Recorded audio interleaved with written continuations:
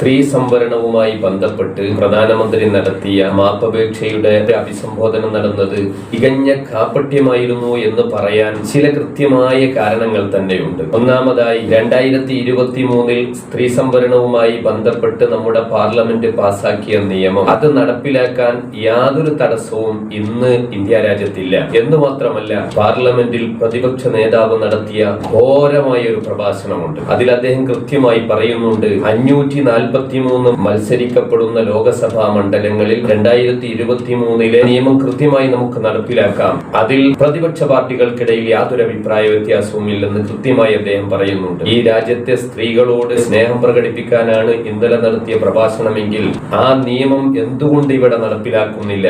ആ നിയമം നടപ്പിലാക്കാൻ താല്പര്യമില്ല എന്നത് തന്നെയാണ് അതിന്റെ വസ്തുത. അതിന് രണ്ട് കാരണങ്ങളുണ്ട്. ഒന്നാമത്തെ കാരണം, 543 ഇപ്പോൾ നിലവിലുള്ള മണ്ഡലങ്ങളിൽ സ്ത്രീ സംവരണം നടപ്പിലാക്കിയാൽ സിറ്റിംഗ് എംപിമാരായ കുറെ ആളുകളുടെ സീറ്റ് നഷ്ടപ്പെട്ടു പോകും, വലിയ പ്രശ്നങ്ങൾക്ക് കാരണമാകും. രണ്ടാമത്തെ ഒരു കാരണം, ഇപ്പോൾ തന്നെ പാർലമെന്റിൽ ഒരൽപ്പം സ്ത്രീകളുടെ സാന്നിധ്യമുണ്ട്. ഇനി ഈ സംവരണം കൂടെ വന്നാൽ പാർലമെന്റിൽ സ്ത്രീകൾ കൂടുതലായി വരികയും ഒരുപക്ഷെ പ്രധാനമന്ത്രിയുടെ സീറ്റിന് പോലും സ്ത്രീകൾ ആവശ്യമുന്നയിക്കുന്ന ഒരവസ്ഥ വരെ എത്തിപ്പെടാൻ സാധ്യതയുണ്ട്. ഈ ദീർഘവീക്ഷണങ്ങളായിരിക്കാം ഒരുപക്ഷെ പാസാക്കപ്പെട്ട ഒരു നിയമം നടപ്പിലാക്കാതെ അതിൽ ഭേദഗതി വരുത്തി സെൻസസ് പ്രകാരം പാർലമെന്റ് മണ്ഡലങ്ങളുടെ പുനർക്രമീകരണം നടത്തണമെന്നും ഇപ്പോഴുള്ള 543 മണ്ഡലങ്ങളെ 850 മണ്ഡലങ്ങളാക്കി മാറ്റുകയാണ്. ഇങ്ങനെ 850 മണ്ഡലങ്ങളായി കഴിഞ്ഞാൽ ഈ രാജ്യം നേരിടാൻ പോകുന്ന കടുത്ത രണ്ട് വെല്ലുവിളികളുണ്ട്. ഒന്നാമത്തത്, 543 മെമ്പർമാരുള്ള പാർലമെന്റിൽ ഒരു മെമ്പർക്ക്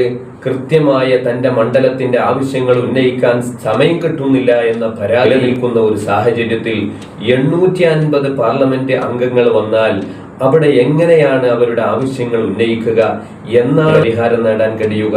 ഇതിനേക്കാൾ ഭയാനകരമാണ് രണ്ടാമത്തെ വെല്ലുവിളി. നമ്മുടെ രാജ്യത്ത് ഒരു എംപിക്ക് രാജ്യം കൊടുക്കുന്ന സാമ്പത്തിക ചെലവ് ChatGPT-യോട് ചോദിച്ചു നോക്കിയാൽ ഒരു എംപിക്ക് അപ്രോക്സിമേറ്റ്ലി 1 ലക്ഷത്തോളം രൂപ ശമ്പളം കൊടുക്കുന്നു. മണ്ഡലത്തിന്റെ അലവൻസ് ആയിട്ട് 70,000 രൂപ കിട്ടുന്നു. ഓഫീസ് അലവൻസ് ആയിട്ട് 60,000 രൂപ കിട്ടുന്നു. സമ്മേളന ദിവസങ്ങൾ കണക്കാക്കി ദിന അലവൻസ് ആയിട്ട് 20,000 രൂപ കിട്ടുന്നു. സൗജന്യ വൈദ്യുതിയുണ്ട്, വെള്ളമുണ്ട്, അതുപോലെ യാത്രാ സൗകര്യങ്ങൾ, അത് എയർ ആയാലും ട്രെയിൻ ആയാലും.